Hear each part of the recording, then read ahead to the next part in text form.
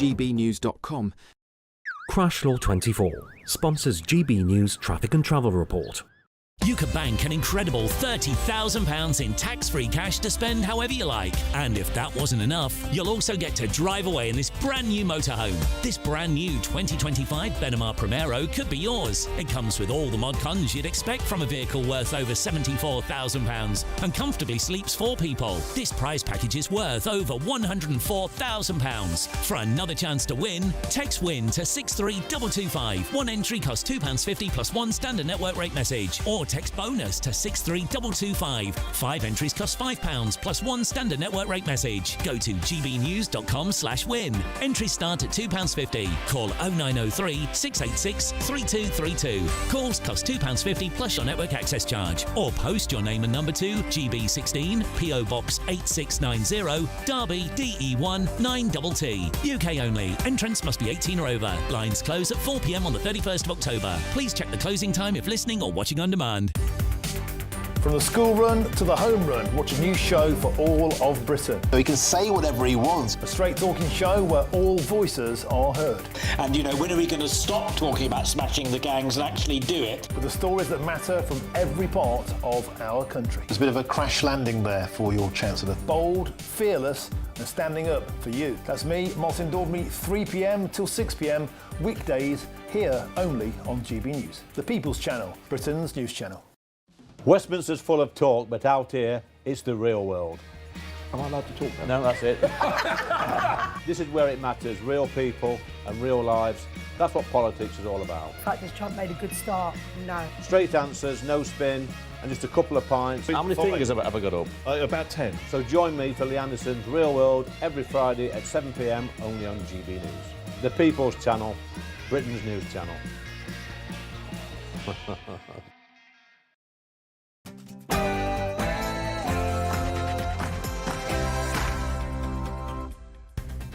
Very good evening and welcome to GB News Tonight. I'll be your host, Martin Daubney. Coming up on tonight's show, any second now, we'll take you live to the White House for the hugely anticipated Trump-Netanyahu bilateral press conference. This is going to be huge, folks. Soon increase the time in which someone must have lived in this country to earn indefinite leave to remain from 5 years to 10.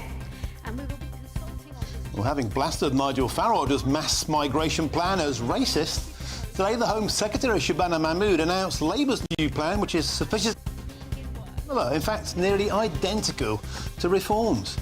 Meanwhile, Andy Burnham has undermined the Prime Minister once again, not once, but twice in one day, just as the new poll reveals he would defeat Sir Keir Starmer in a leadership election. And the NHS has extolled the virtues of cousin marriage, and that's despite its increased risk of genetic deformities. I'll be joined by the shadow minister who tried to have it banned. Plus, seeing as it's the Labour Party conference, we thought we'd end the show with a story of how the Labour Party lost touch with its roots and abandoned the working classes.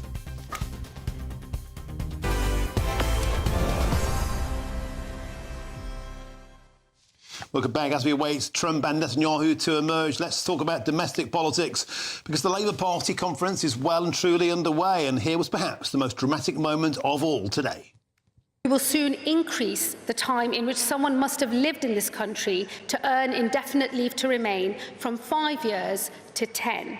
I will be proposing a series of new tests, such as being in work, making national insurance contributions, not taking a penny in benefits, learning English to a high standard, having no criminal record, and finally, that you have truly given back to your community, such as by volunteering your time to a local cause. Without meeting these conditions, I do not believe your ability to stay in this country should be automatic. Now, that sounds great, but correct me if I'm wrong, that's a very similar policy to Reform's policy that they called racist just yesterday. And repeatedly, Shabana Mahmood, David Lammy, Rachel Reeves, all of them called the policy racist today. To me, it sounds near identical to the Labour Party's policy tonight. I'm joined in the studio, as it is Monday, by Nigel Nelson, GB News' senior political correspondent. Nigel, why on earth? Well, let's start with the basics. Is it a mistake, in your eye, for all of the Labour Party top brass, including the Prime Minister, including the Chancellor, the Deputy Prime Minister, and now the Home Secretary, to repeatedly call Nigel Farage and Reform UK racist? Yes, because I don't think that controlling our borders and immigration is racist, whether it's Reform doing it or Labour Party doing it, because they're doing, as you said, something similar. I do think that the Reform policy is cruel. I think that Keir Starmer's word about it immoral was absolutely right. Why is it cruel and immoral?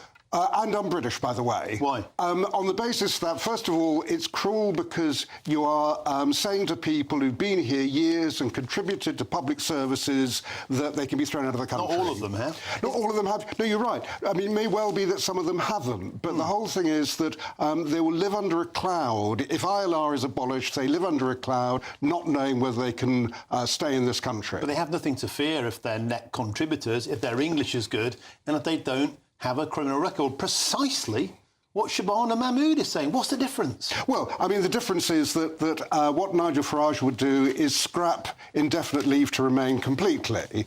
So that means that people who have got indefinite leave to remain don't know they'll be able to keep it, don't know they can stay in this country. What Labour are saying is that when they're giving out ILR, they'll have to meet certain conditions. Now, there are questions about that Shabana Mahmood talks about, that you mustn't take benefits during the 10 years you're waiting to apply for ILR.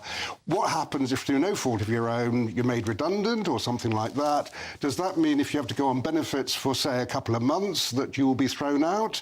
She talks about volunteering, giving back something to communities. That's fine. Does it mean volunteering once a week, once a month? What does it mean? OK, Nigel, and thanks for your input. Now, let's cross straight now to the USA.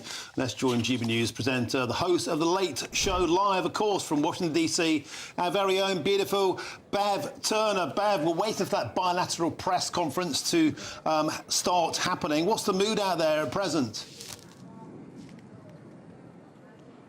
Huge amount of pressure this afternoon. All the press is gathered here today. Of course, there have been a couple of small protests, Martin, but not like the scale that you might expect around this particularly contentious issue. We know from Caroline Levitt, the press secretary at the White House this morning, saying that they are very close to an agreement which would end this horrific conflict, which has seen obviously the death of tens of thousands of people.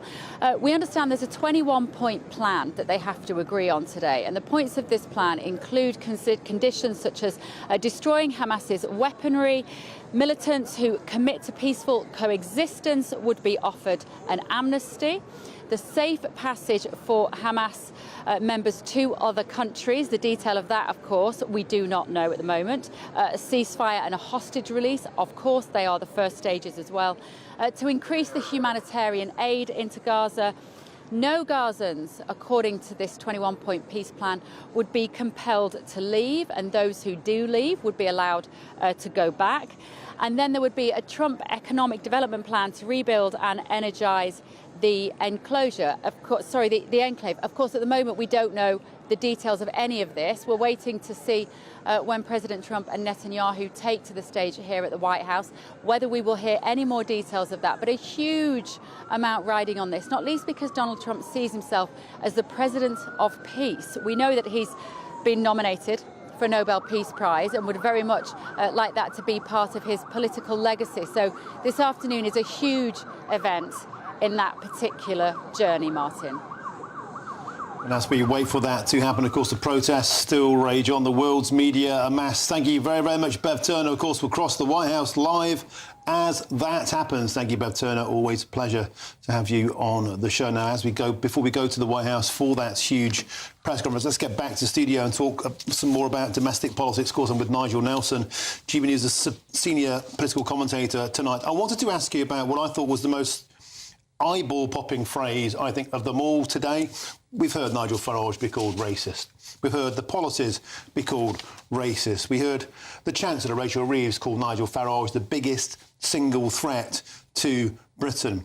But I was astonished when I heard Shabana Mahmood today, the Home Secretary, talk about patriotism turning into ethno-nationalism. She talked about the people at the Unite the Kingdom march, the 150,000. There were actually much more than that, in my opinion, at least 500,000. I digress.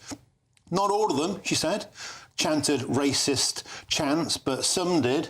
Not all of them, she said, were bad people, but she talked about them being the heirs to the skinheads and the pea-bashers of yesteryear. I thought it was simply astonishing. Let's get the thoughts now of a Labour MP at the conference in Liverpool.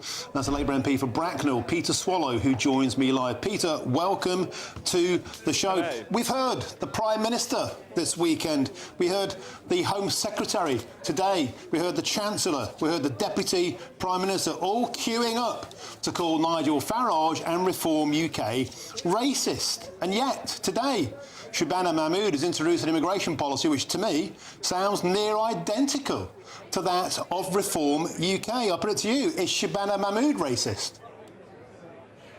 The British people care about an immigration system that is fair and based on rules that everyone can understand and can follow. I think there's a really clear division here between Nigel Farage's policy, which would see communities ripped apart, people who have lived here for decades, told to pack it in and get on the next plane, and a Labour policy that instead is about building communities, about building up all that makes this country so great, our tolerance, our respect, our diversity, and yes, our communities, and that's what Shabana Mahmood set out today. Well, Peter Swallow, in actual fact, I think Nigel Farage said the indefinite leave to remain policy, which came in under Boris Johnson, would be where he began. He wouldn't be going back in time. And David Lammy mentioned Windrush, of course he did. It's not about that. And I put it to you again, that the policy is, if you break the law, if you're not contributing to the economy, if you can't speak adequate English, you'll have your visa application, you have to go through an application renewal. You won't be automatically deported unless you fail the criteria. And I put it to you again, the criteria are near identical to what what Reform are proposing, to what the Labour Home Secretary proposed today. What's the difference? Well, it's interesting you talk about some of the positions that Nigel Farage has taken on his policy. I think he's taken as many positions as we've had days since he's announced it. And I think that, that speaks to some of the challenges here. There is real confusion over what Reform would actually do. But we've been clear about our proposals, we've been clear about our priorities. As I say, it is about building community. And I think that's really important, that's right.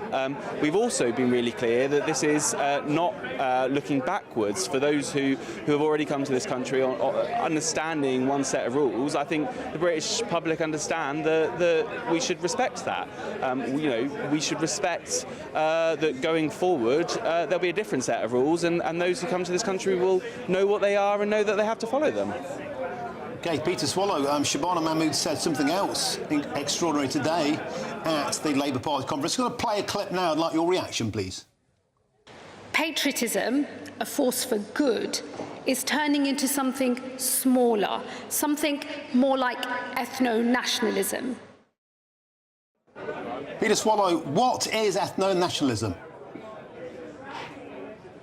So, look, I am really proud to be a Labour MP, a party that has always been about making our country better. I'm sure you are. What is ethno-nationalism? There is a real contrast between that and policies that are built around a narrow view of who can contribute to this country and who has value. And I'm proud that Shabana Mahmood set out that distinction today. I think it's really important because ultimately this is the choice facing the country. Do we have bold, ambitious plans to renew the state, or do we seek a politics of division? Peter Swallow, I have to press you for an answer on a basic question. Your Home Secretary today said that patriotism is slipping into ethno-nationalism. What is ethno-nationalism? Well, look, for those who in this country would suggest that only one community has value, has worth, can contribute to our country, I say to them that is ethno-nationalism, and that is wrong. My patriotism is built on an idea. I don't think anybody... just defined for you I don't think Reform UK echo are saying that. I don't think the Conservatives are saying that. If you're going to say that something is slipping into ethno-nationalism, and she even echoed the skinheads and the pea bashers, I won't even say that word, of yesteryear. It's one of the darkest chapters in British social history. It's been exhumed again today. I put it to you, is it helpful to maintain that British patriots who went on a march in London are being compared to the skinheads and the pea bashers of yesteryear? But on that march, a lot of people use their democratic, their British right to express their freedom of speech, and I respect that. I think that's really important. We also saw, unfortunately, police be attacked. We saw public urination. We saw a lot of people be intimidated by violent language, and we saw Elon Musk, beam himself in and call for revolution. That is something fundamentally different, and I think we do need to be alert to the fact that there is a real challenge in this country to rise up against hate and division and set out a bold, positive vision for this country. OK, before I quickly let you go, Peter Swallow, could I just ask you a basic question? Is it a good idea, yes or no, for the Labour Party to keep calling everybody who disagrees with them as racist? I think you're slightly not listening to what I'm saying here. I am not saying that everyone who disagrees with Labour is racist. I am saying that racists are racist. And I don't think that's a controversial thing. Look, there is a huge range of political view in this country. We have a very vibrant democratic system. That's really important. It's something I will always uphold and defend. But we have seen a rise in hate speech, a rise in division, and that's something I'm going to call out, because democracy is about being able to share robustly differences of opinion, but also respect those differences and what makes us different and have different perspectives. That is the country I want to live in. That's the country I'm going to fight to deliver. Yeah, I think we can all agree that difference of opinion is a great thing. It's the cornerstone of any democracy. Yeah. I just put it to you, absolutely. I wonder if the best response to people who disagree with you is to call them racist. Peter Swallow, thanks very much for joining us there live from the Labour Party conference in Liverpool. And I've got some breaking news now from the White House ahead of that hugely anticipated bilateral meeting. And it is this: the White House shares Trump's plan to end the war in Gaza. The White House has said that the US will establish a dialogue between Israel and Palestinians to agree on a political horizon for peaceful and prosperous coexistence. The White House has added that within 72 hours of Israel publicly accepting this agreement, all hostages, alive and deceased, will be returned. The White House added, if both sides agree to this proposal, war will immediately end. And they also said Israel will not occupy or annex Gaza. They also added this: during this time, all military operations, including aerial and artillery bombardment, will be suspended. And once all hostages are released, Israel will release 250 life-sentence prisoners, plus 1,700 Gazans who were detained after October the 7th, 2023. Of course, the second anniversary is just 10 days away. The White House also added this, a huge amount of information coming out here. Gaza will be governed under temporary transitional governments of a technocratic, apolitical Palestinian committee. And they go on to add this: this committee will be headed and chaired by Donald Trump, with other members, heads of states to be announced, including former Prime Minister Tony Blair. A huge breaking news there.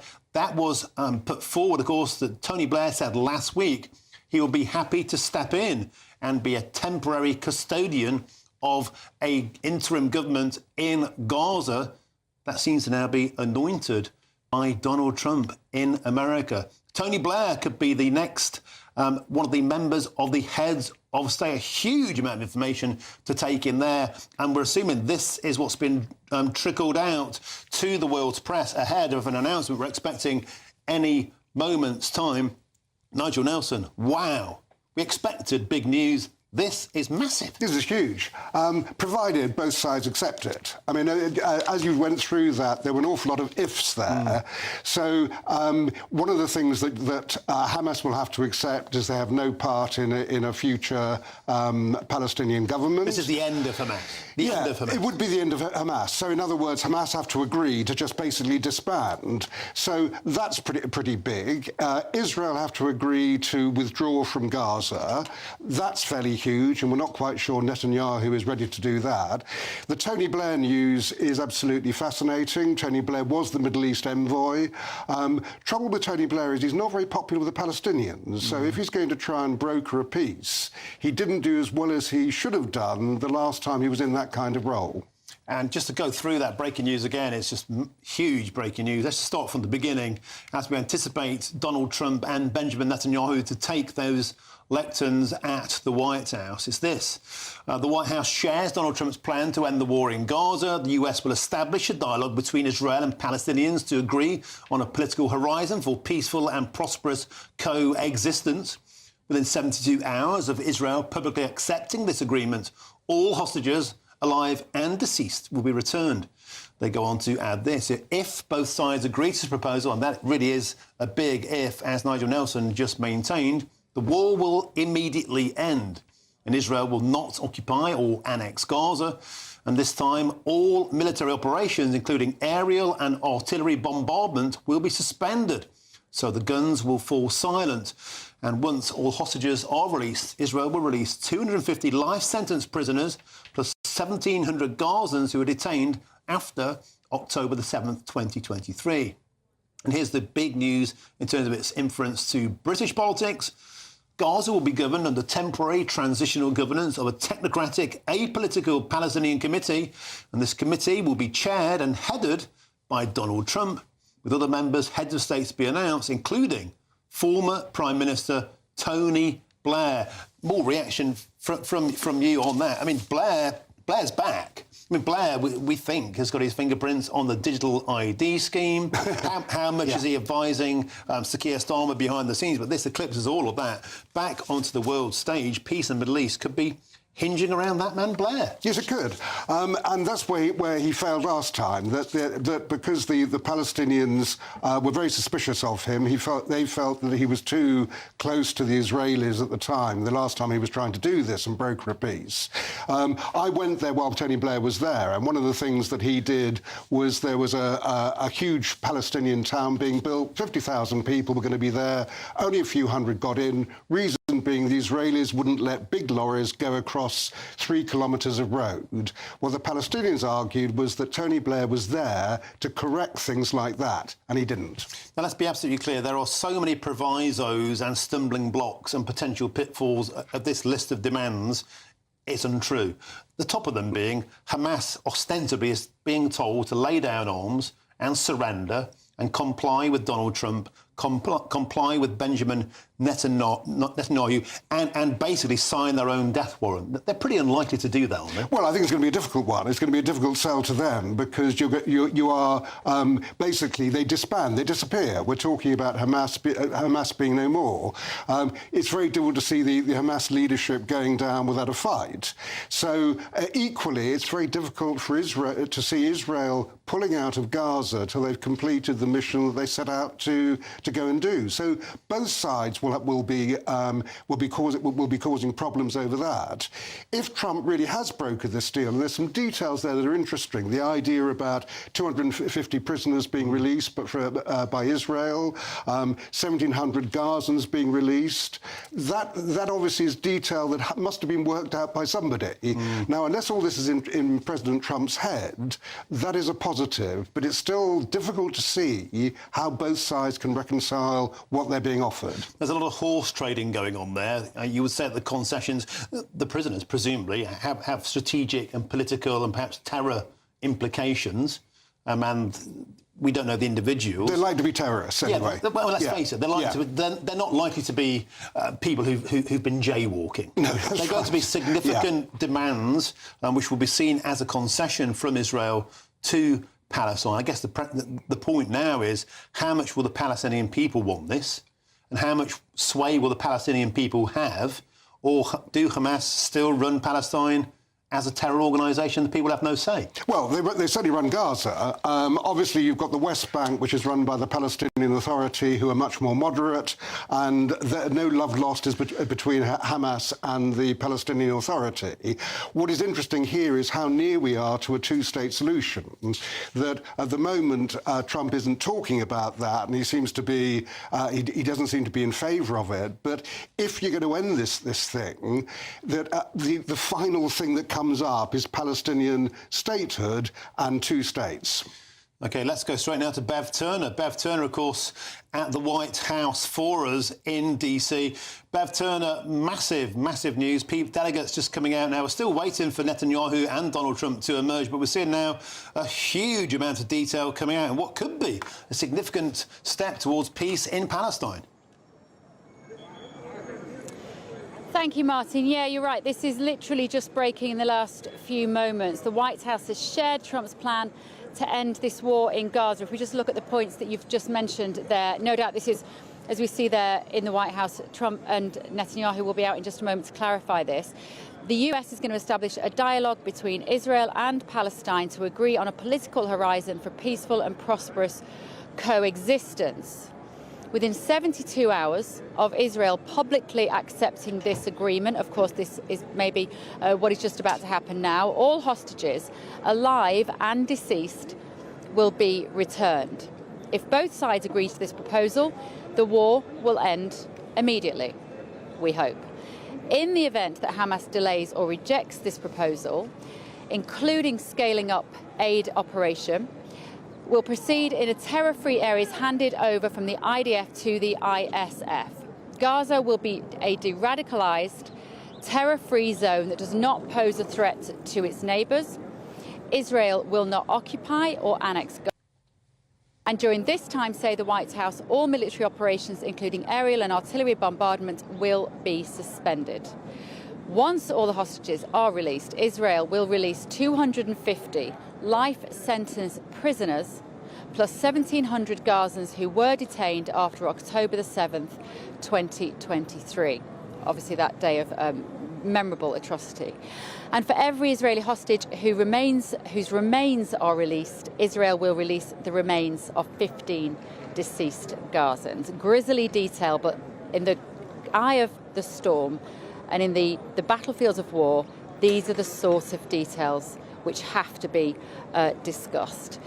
The White House have said members of Hamas who wish to leave Gaza will be provided safe passage to receiving countries. We don't know yet what those countries will be.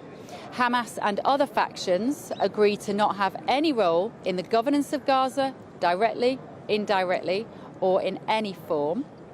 Upon acceptance of this agreement, say the White House, full aid will be immediately sent into the Gaza Strip, and a Trump economic development plan will be enacted to rebuild and energize Gaza. Gaza will be governed under temporary transitional governance of a technocratic, apolitical Palestinian committee. And we now know it has been confirmed that one of the people on that committee, which will be headed up by Donald Trump, is in fact former Prime Minister Tony Blair, who I think we can all agree gets everywhere these days. So those are the details that we know at the moment, Martin. Donald Trump will come out onto that stage in any minute and put his usual characterful applause, I would have thought, onto this particular scenario. I would have thought pleased, but perhaps tentatively pleased. We have had these sorts of discussions before about the ending of the crisis in the Middle East, but not to this degree, not with this much detail. Everybody here, to some degree, is holding their breath to see what is said here in the next few moments and then what happens next. Martin. Bev Turner, so much information to take in there as we await Donald Trump and Benjamin Netanyahu to emerge. But I think a key point in your information there, because of course your information, you're right there in DC, your information trumps, pun intended, what we have in the UK, was that key point there about senior Hamas operatives will be given ostensibly safe passage into agreed alternative territories. Perhaps that could be places like, could be Bahrain, it could be the UAE. They're coming in right now, I think, Bev Turner. We're seeing Donald Trump and Benjamin Netanyahu emerge onto what's going to be a truly astonishing address. Let's go straight now to the White House. Thank you very much, everybody. So this is a big, big day, a beautiful day, potentially one of the great days ever in civilization. Things that have been going on for hundreds of years and thousands of years. We're going to, at least we're at a minimum very, very close, and I think we're beyond very close. And I want to thank Bibi for really getting in there and doing a job. We've worked well together, as we have with many other countries, both of us, with many other countries, which is the only way this whole situation gets solved. And I'm not just talking about Gaza. Gaza is one thing, but we're talking about much beyond Gaza. The whole deal, everything getting solved. It's called peace in the Middle East. So today is a historic day for peace, and Prime Minister Netanyahu and I have just concluded an important meeting on many vital issues, including Iran, trade, the expansion of the Abraham Accords, and most importantly, we discussed how to end the war in Gaza, but it's just a part of the bigger picture, which is peace in the Middle East. And let's call it eternal peace in the Middle East. So this is far more than anybody expected, but the level of support that I've had from the nations in the Middle East and surrounding Israel and neighbors of Israel has been incredible, incredible. Every single one of them. This afternoon, after extensive consultation with our friends and partners throughout the region, I'm formally releasing our principles for peace, which people have really liked, I must say. And these are done not just routinely done, these are done with total consideration and working with the nations that we're talking about. All of these nations have made contributions to those suggestions. I want to thank the leaders of many Arab and Muslim nations for their tremendous support in developing the proposal, along with many of our allies in Europe. Europe has been very much involved, and as I was called by many of the European leaders, most of them saying, is this true? Are you really doing peace in the Middle East? This is the most incredible thing we've heard. Some think it's the biggest thing they've ever heard. They called just to find out, was it just a rumor or is it actually done? And then they said, have you spoken to the Arab leaders? Have you spoken to all of the other leaders that we have to get? A lot of people involved in this one. I also want to thank Prime Minister Netanyahu for agreeing to the plan and for trusting that if we work together, we can bring an end to the death and destruction that we've seen for so many years, decades, even centuries, and begin a new chapter of security, peace, and prosperity for the entire region. And I want to just say that my meetings and dialogue that we had with so many countries, Saudi Arabia as an example, the king is a phenomenal person. The Emir of Qatar, he's incredible people. UAE, and that's MBZ and ABZ. We're totally involved. These are the people that we've been dealing with and who've been actually very much involved in this negotiation, giving us ideas, things they can live with, things they can't live with. Pretty complex. I mean, after 2,000, 3,000 years, whatever it is, I guess it's got to be a little complex, or it would have been done a long time ago. The King of Jordan was with us, as you know, in the United Nations. The President of Turkey, President Erdogan, is a friend of mine, a strong man, but a good man. President of Indonesia, somebody who's an amazing leader, Prabowo. He is an amazing leader and respected by everybody. He was in the room with us. We were together with most of these people that I'm mentioning. Others were by phone or the next day.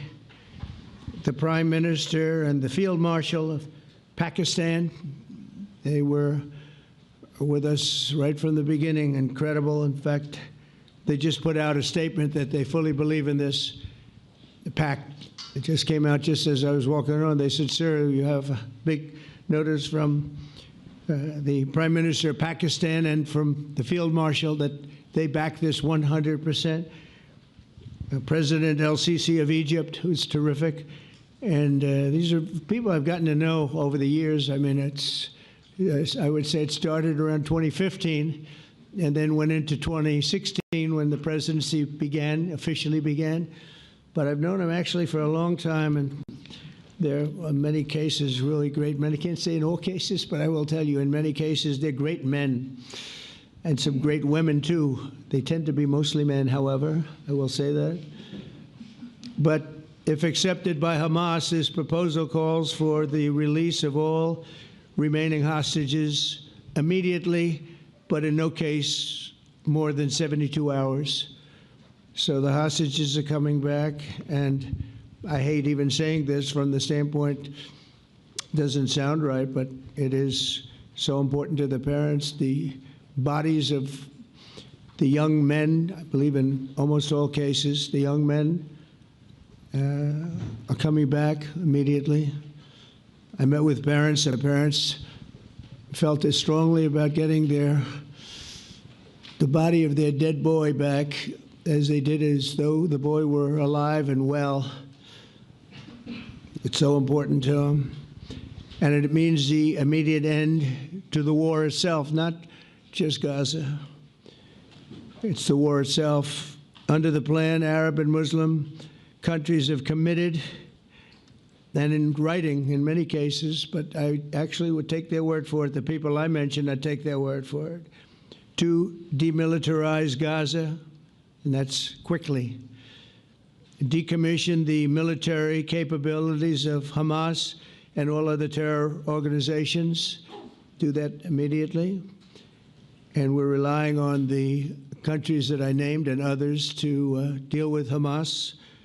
And I'm hearing that Hamas wants to get this done too, and that's a good thing. And destroy all terror infrastructure, including the tunnels, weapons of production facilities. They have a lot of production facilities that we're destroying.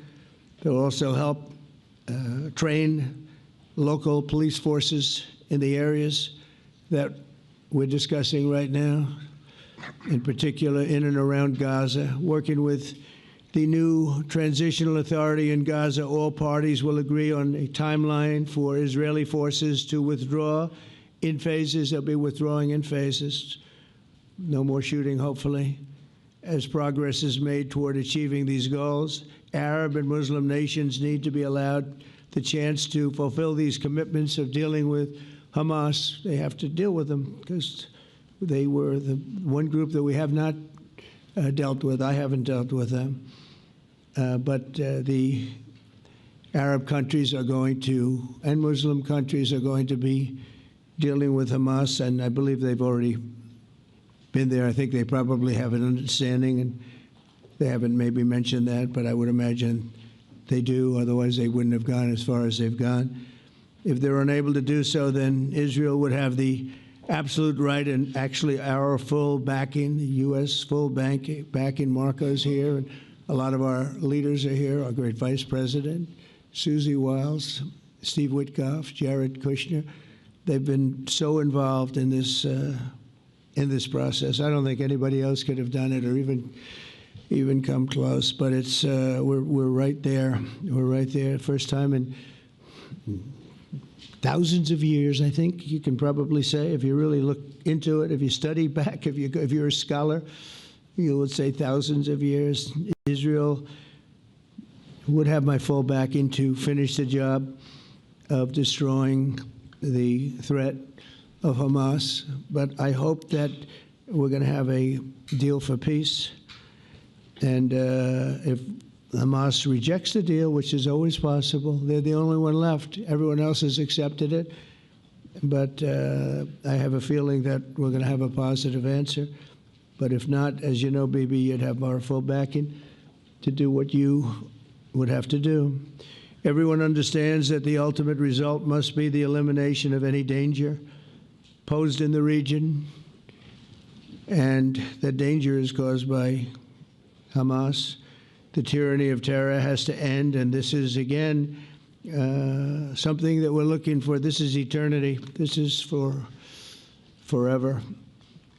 To ensure the success of this effort, my plan calls for the creation of a new international oversight body, the Board of Peace, we call it, the Board of Peace, sort of a beautiful name, the Board of Peace, which will be headed, not at my request, believe me, I'm very busy, but we have to make sure this works.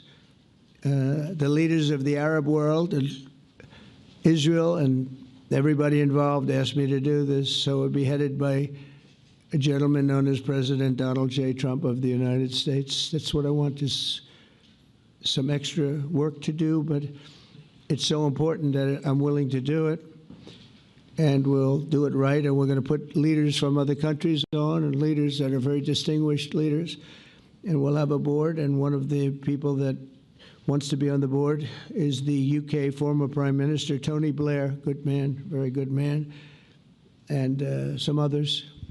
And they'll be named over the next few days. And it'll be quite the board. Working, everybody wants to be on it now. I don't know if that had anything to do. They named me and everybody else wanted to be on it. I guess they figure, well, he's a soft touch. He'll be easy to deal with. Working with the World Bank and others, it'll be responsible for recruiting and training a new government that will be made up of Palestinians, along with highly qualified experts from all around the world. Hamas and other terrorist factions will play no role in the board, but they'll play no role in the governance of Gaza at all, directly or indirectly. As you know, thousands of Hamas leaders have been killed and soldiers have been killed. And we can never forget October 7th, but thousands have paid the price for that. And now it's time to get our hostages back and get back to trying to build something that's really great and very important. In our meeting today, Prime Minister Netanyahu was very clear about his opposition to a Palestinian state. And he continuously mentions October 7th, and I understand that. Most people do. And I understand and respect his position on many things, but what he's doing today is so good for Israel. And I notice that they have large crowds gathering in Israel all the time, and they have my name up. They like me for whatever reason, maybe I don't know, but they do like me. But they say two things: please get the hostages back, and please end the war. They've had it. It's had it. So I think it's a very popular thing you do, because he's a warrior. He doesn't know about getting back to a normal way of life, but he is a warrior, and Israel's lucky to have him. But now the people want to get back to peace. They want to get back to normalization in a true sense. Several countries have foolishly recognized the Palestinian state. As you know, some of our European friends, allies, good people, but they're really, I think, doing that because they're very tired of what's going on for so many decades. They've been presidents and prime ministers for years, and during this time, having to do with the Middle East, all they're doing is talking about the same thing over and over. They want to see it get back. And nobody wants that more than me, or I believe Bibi too. But the people of Israel want it. They really want it. They want the hostages back. That includes the probably 32 bodies that we're talking about, 20 people that are living, 32 or so people that are dead, and they want to have peace.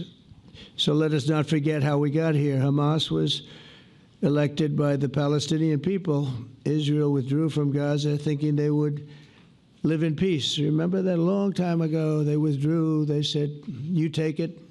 This is our contribution to peace. But that didn't work out. That didn't work out. It was the opposite of peace. They pulled away. They let them have it. And I never forgot that, because I said, that doesn't sound like a good deal to me. As a real estate person, I mean, they gave up the ocean, right? Ron, they gave up the ocean. They said, who would do this deal? And it still didn't work out. They were very generous, actually.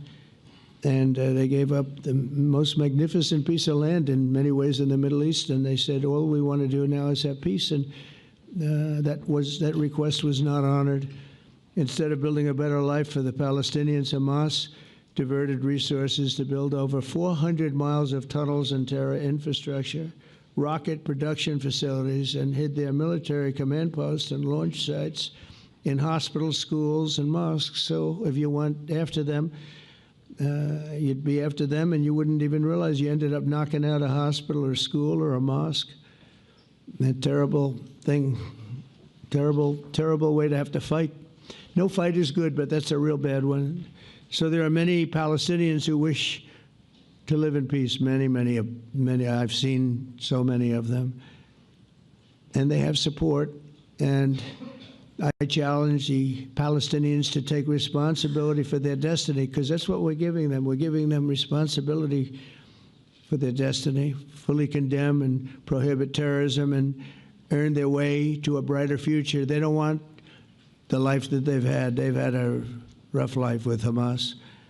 If the Palestinian Authority does not complete the reforms that I laid out in my vision for peace in 2020, they'll have only themselves to blame. We're giving them an amazing footprint, and they have amazing support from the leaders of the Arab world and the Muslim world, the great leaders. These are great leaders. These are unbelievable leaders that have built great countries and very wealthy countries.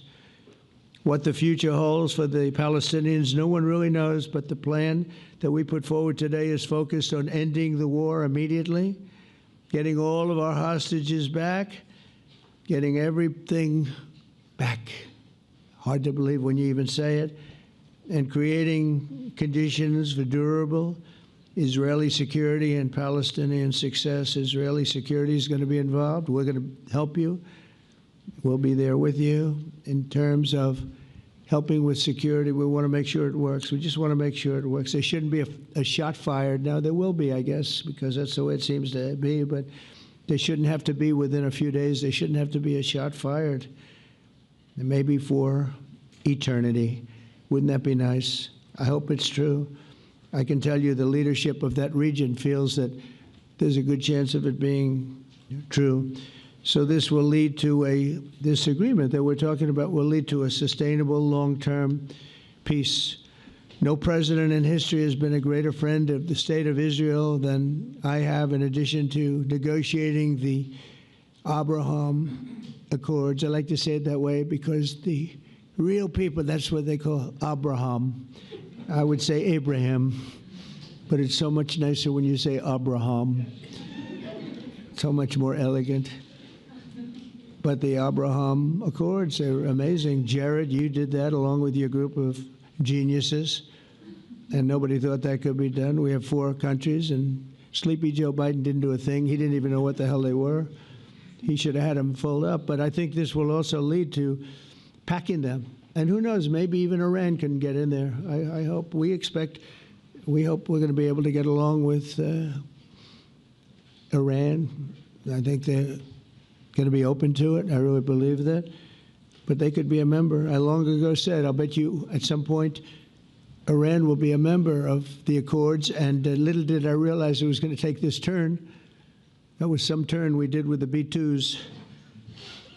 But I think they might very well be there because it's a great thing for them economically. I recognize the eternal capital of Israel. I opened the American embassy in Jerusalem. That was something that everyone said would never be done, could never be done. Virtually every president for many, many years, for decades, would campaign on making Jerusalem the capital of Israel. They campaigned on it over and over. Is that right, Steve? Is that right? Everyone, and when they got to it, and I understand why now, because it was so. When I got to office, I campaigned on it too. I said, we're going to make it. And then I'd get calls from the leaders of various countries saying, please don't do it. Please don't do it. It'll end the whole world. Please don't do it. And finally, I just didn't say anything, and I did it. People were calling me before I did it because they heard I was going to do it. And leaders of countries were calling me. And I think it was on a Thursday that I did it. And they'd call me Monday, Tuesday, Wednesday, 3-4 times a day. And I said, tell them I'll call them back on Friday. And I announced it on Thursday. And I called them back, the biggest people in the world. And they said, you've done it. I said, done what?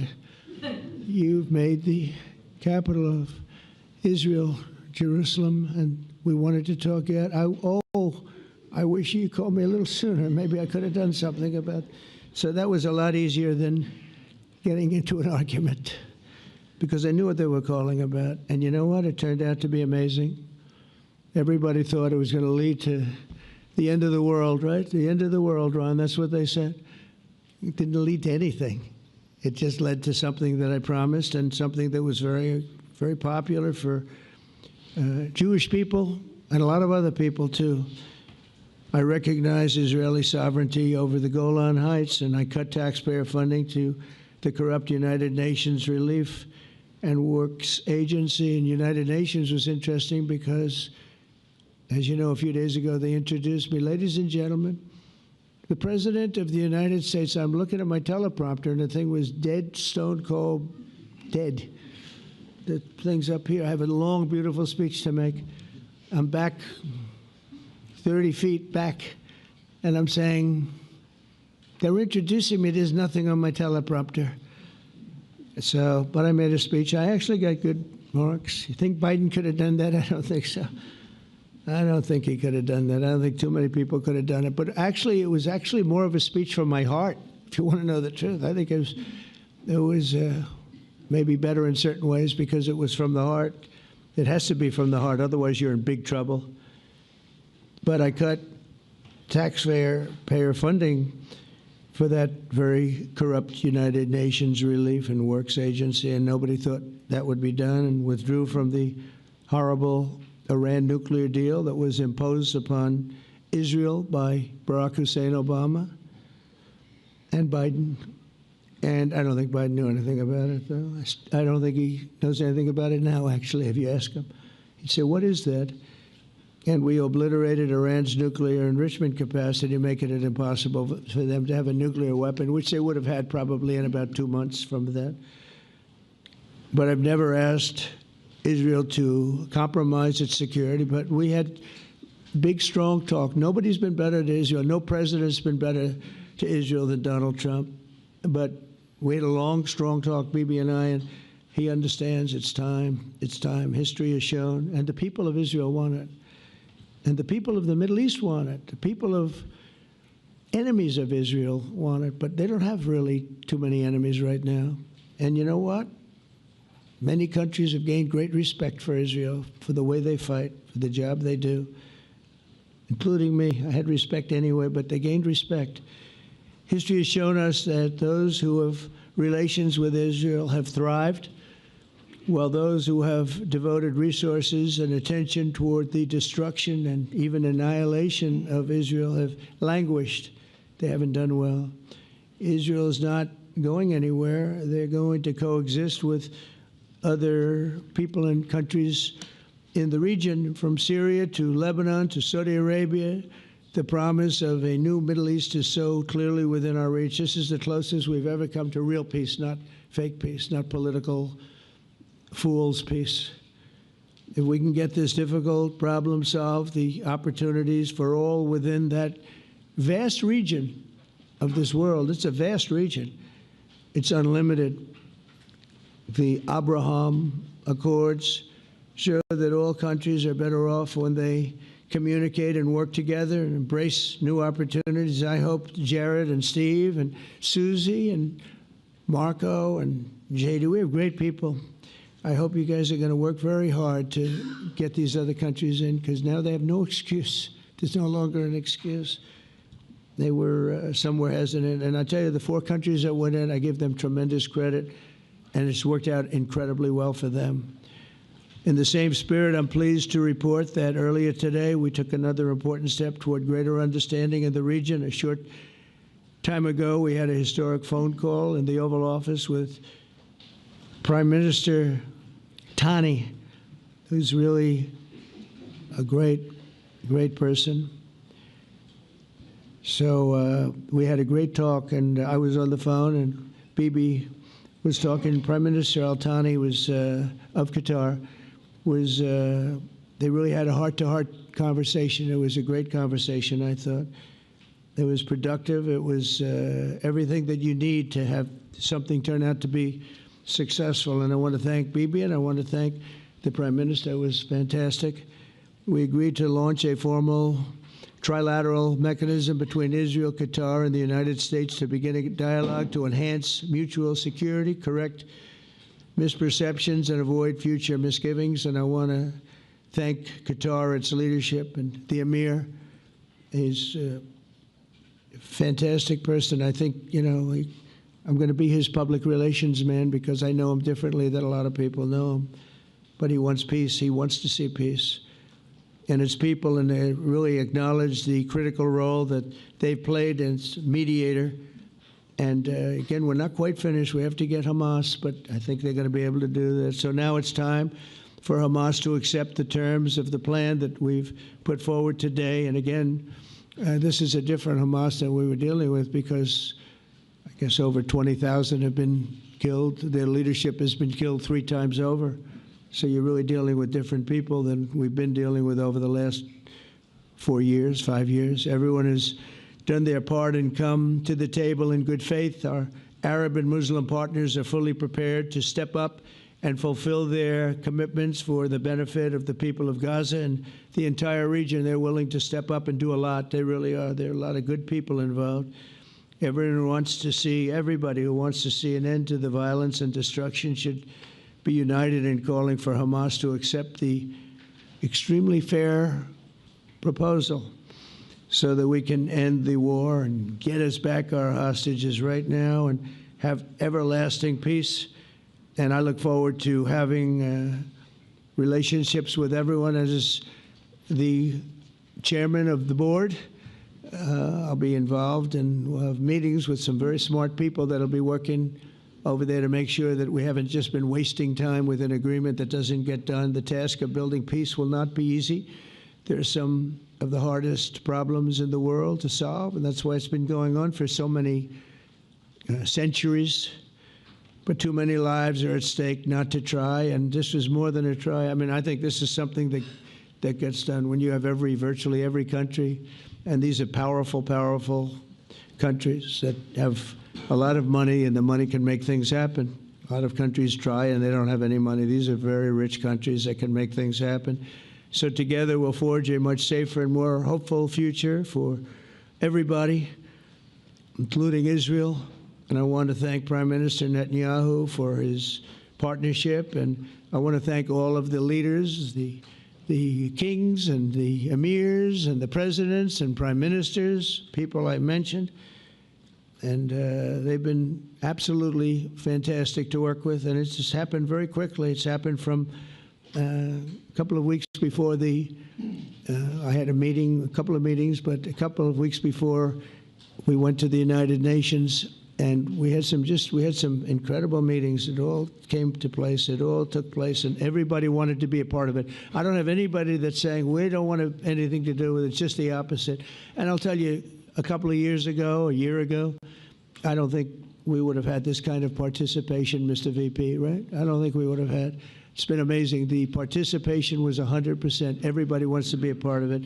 And everybody, those very strong countries, everybody wants it to work. So, Bibi, congratulations on this. I think this will be your crowning achievement, frankly. If this all works out, we think it will. It's going to be your crowning achievement, and I want to thank you very much for being here. Thank you, please. Thank you. Thank you. Mr. President, first I want to thank you for graciously hosting me once again in the White House. And second, I want to thank you for your friendship and for your leadership. From Jerusalem to Tehran, from the Golan Heights to Gaza, you've proven time and again what I've said many times. You are the greatest friend that Israel has ever had in the White House. And Mr. President, you and I both know it's not even close. While you focus at home on making America great again, your leadership abroad is changing the world for the better, ending wars and advancing peace. I believe that today we're taking a critical step towards both ending the war in Gaza and setting the stage for dramatically advancing peace in the Middle East, and I think beyond the Middle East, in very important Muslim countries. I support your plan to end the war in Gaza, which achieves our war aims. It will bring back to Israel all our hostages, dismantle Hamas's military capabilities, end its political rule, and ensure that Gaza never again poses a threat to Israel.